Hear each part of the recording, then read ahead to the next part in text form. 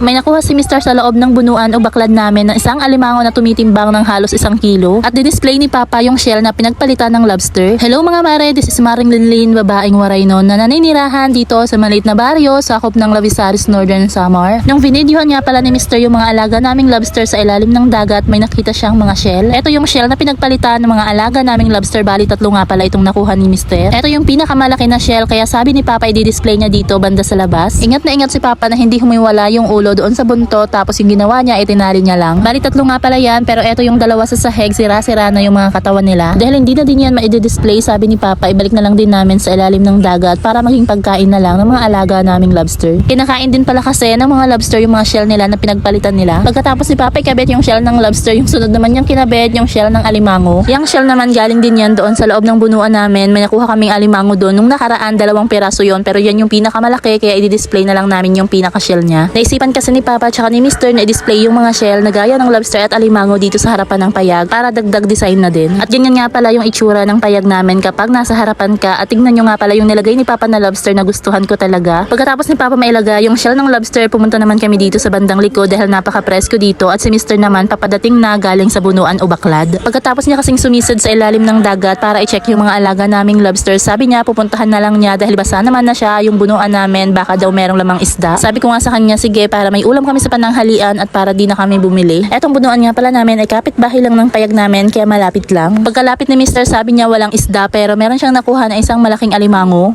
Kay ang lalaki na ko kagat. Oh. Ay, tingin na. Saday. Mas dakugod man. Ay, ang ganda. Ako. Mas dakugod man iton kisa nakaraan. Ito, may di kayo. Ay, di rin. Okay lang.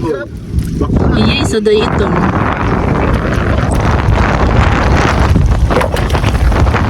Okay, ako pa akong balaga, di naman ba? Balaga pa nga adi ng tinis.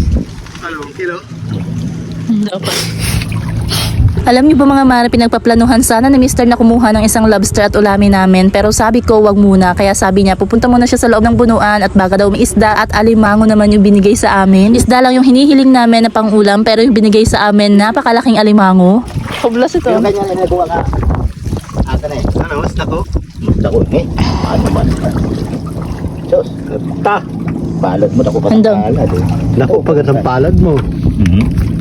Ay, yung palad ko. Basta ko.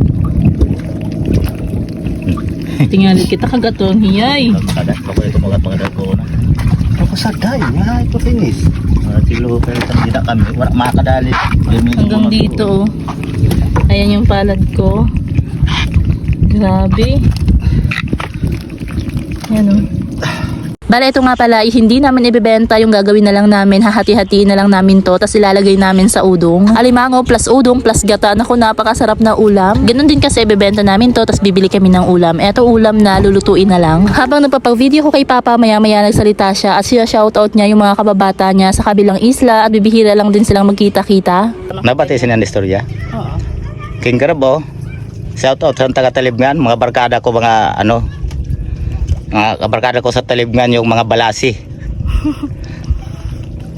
Sila Raul, Tagak, Umi. Hanggang dito na nga lang pala muna ang ating mini vlog, at yung nagustuhan mo yung vlog natin ngayon, pwede mo akong i-follow at i-share na din yung video na to. Maraming salamat. See you on my next vlog.